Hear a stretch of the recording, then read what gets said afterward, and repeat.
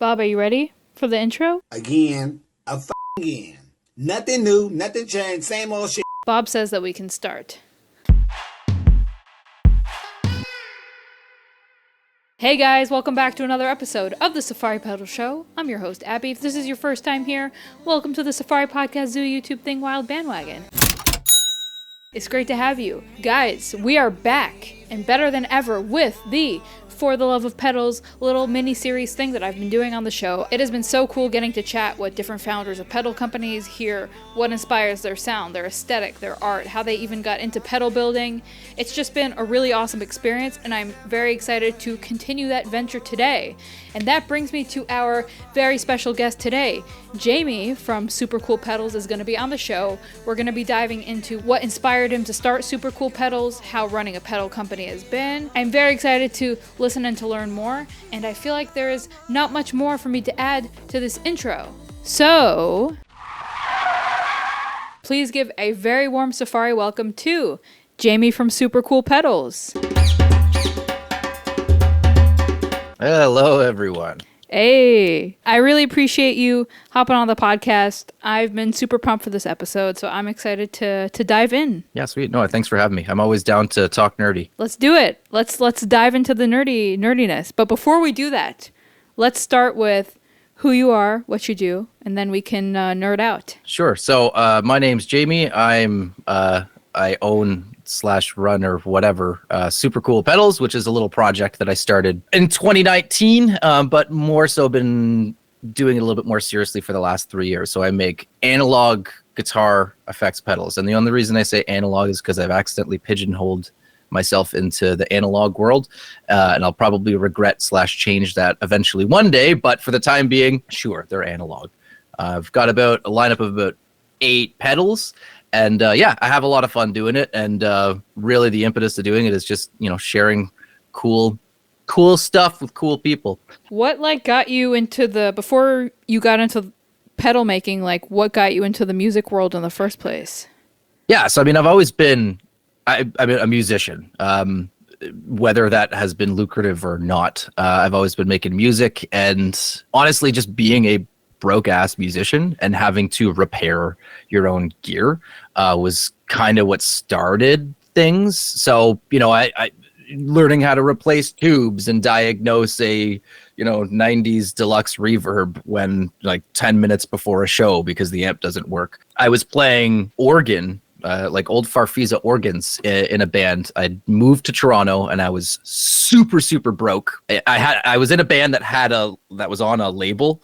And so I was trying to make that work, but my 50-year-old Farfisa compact organ would just break, every single day. So I just had to learn. I couldn't afford to pay a tech or anything like that. So I just had to learn how to start repairing that and taking it apart. And of course, those circuits are a little bit more complicated than just an amplifier. And it slowly started. The gears started working as I kind of started understanding electronics a little bit better. And then it was actually during the pandemic, I started working on tape machines, and I got really sick of digital recording. I've always, been a quote unquote recording artist, recording albums for no one. And I got really sick of Pro Tools and just the black hole of technology, and just I sit in front of screens. At that time, I was sitting in front of screens for my day job, and to relax and record in front of a bunch of screens just was super exhausting. So I fell in love with tape machines and the analog workflow, and just having to find the sound first, press record, commit to it. And I really fell in love with that. But unless you're willing to spend, $5,000 to $10,000 on a really nicely maintained Studer tape machine or something like that, you end up finding old Tascam, Porta Studios and, Fostex reel-to-reel machines for $100 that don't work.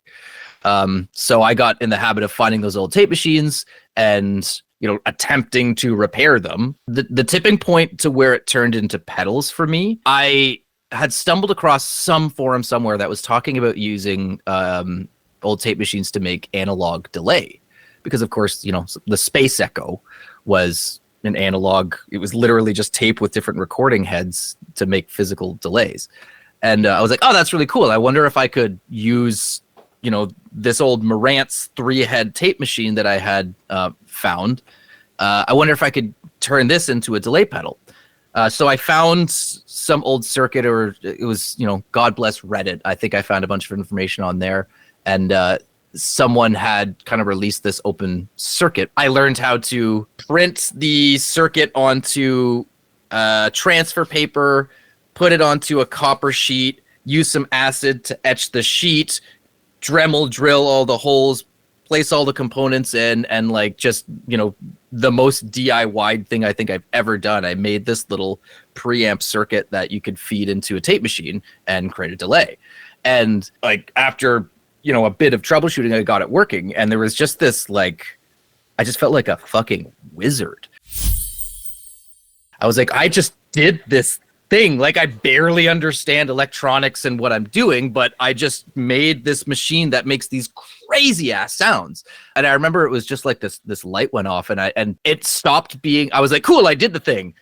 Put it aside. I don't care about this anymore. What can I do next? And it really quickly just became, me just wanting to learn and make more circuits and do cool shit. I'm really curious. So so that's kicked off your pedal journey. So how did you conceptualize Supercool Pedal, and what kind of inspired not only just the company, but like the look of your pedals, the sound, etc.? I love utilitarianism, and I've tried to just deal with whatever tools I've had at my disposal. So it was like whatever guitars I had, whatever amplifiers. For the longest time, the only effects pedals that I had was like a Boss ME50 multi-effects, and it did the trick. And I tried not to go down the rabbit hole of, tweaking too many knobs or trying to find the sound, because, I mean, if you don't have a good creative idea, then it doesn't really matter how many knobs you're going to twist. It's not going to make your work better. That was always my fundamental belief. It wasn't until I stopped being a broke musician and I, had a decent day job and I had a little bit of disposable income to treat myself to, a rat pedal, that I started buying a couple of little select pedals and really learning how to appreciate them. And eventually, around, I was doing a lot of recording during, I've always recorded a lot, but I recorded a couple of records during the pandemic as everyone did. It was awesome having that downtime to do that. And I had a pedal board of, Boss and Proco and pedals that I collected in a few years. And I was like, well, I'm just going to start replacing my board with my own work, I guess. So I, took apart my DoD 250 and looked up schematics and started, building that and prototyping and slowly start replacing it. And I thought that was just kind of like a nerdy little personal goal.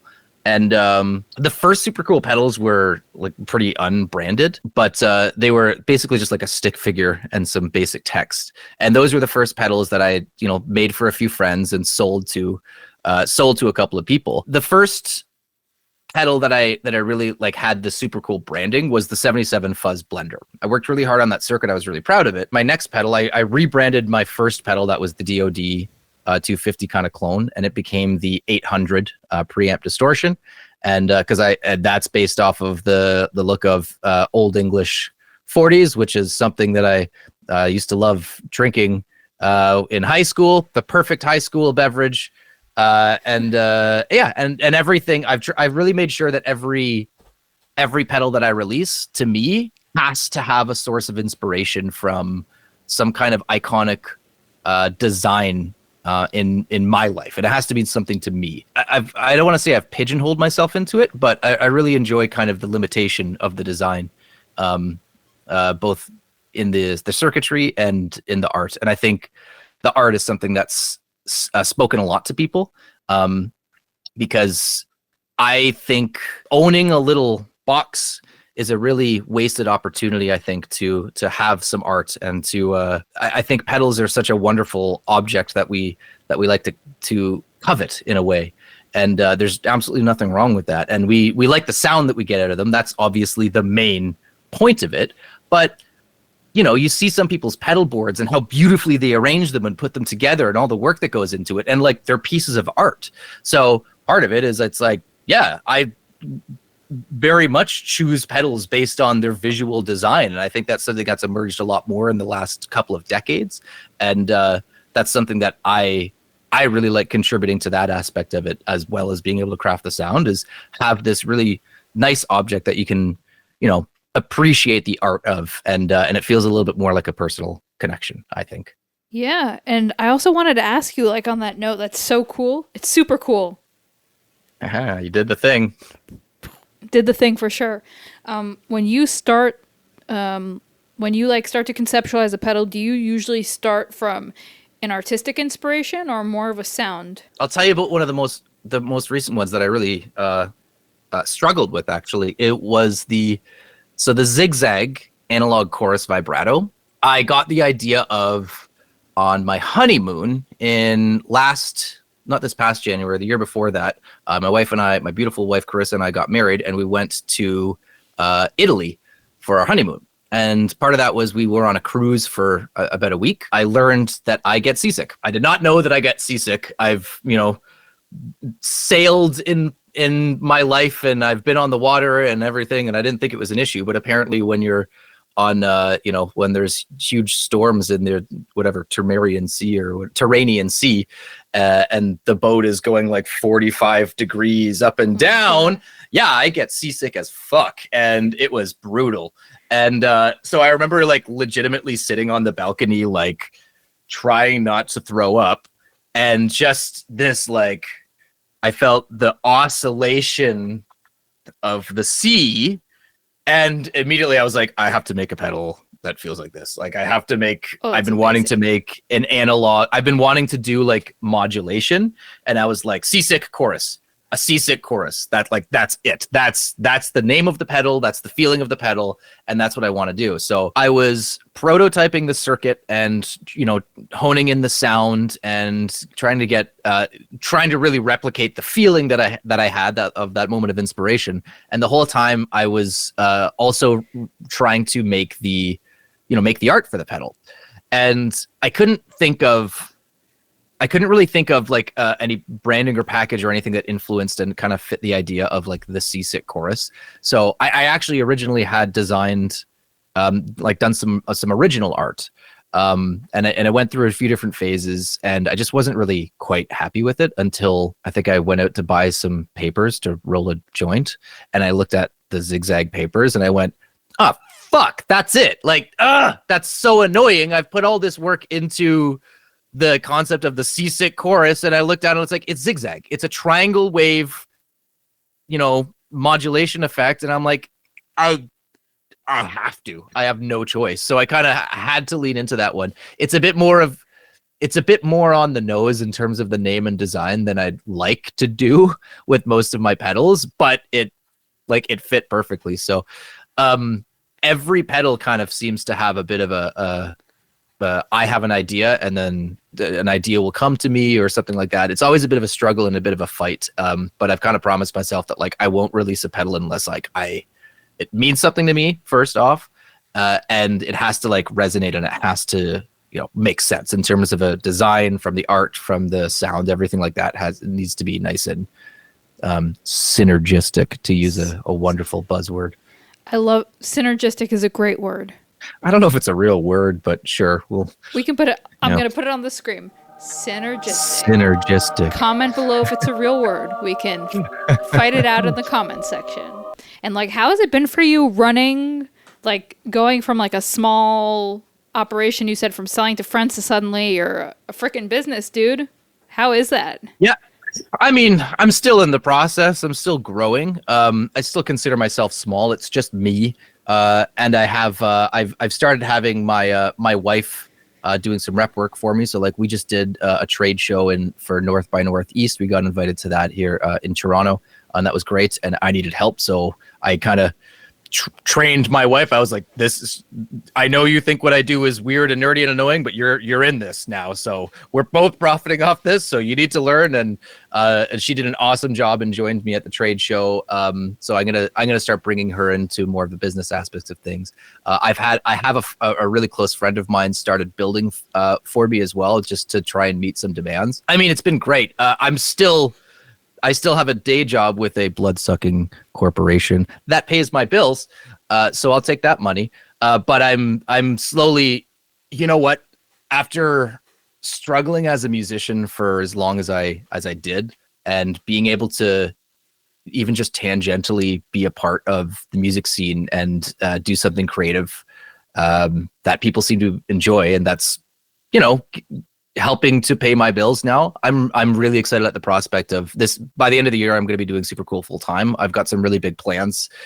I'm starting to break into retail, but a lot of running a pedal company has nothing to do with pedals, and it's all boring business and marketing and all that stuff. So that stuff's taking up a lot of my time. So things are moving a lot slower than I want them to go, if I'm going to be honest. And I'm also, as a 37-year-old dude with a mortgage now, I'm super cautious about making, any big risks. But it's been really fun and really rewarding. And I've met some really cool people in this industry, yourself included.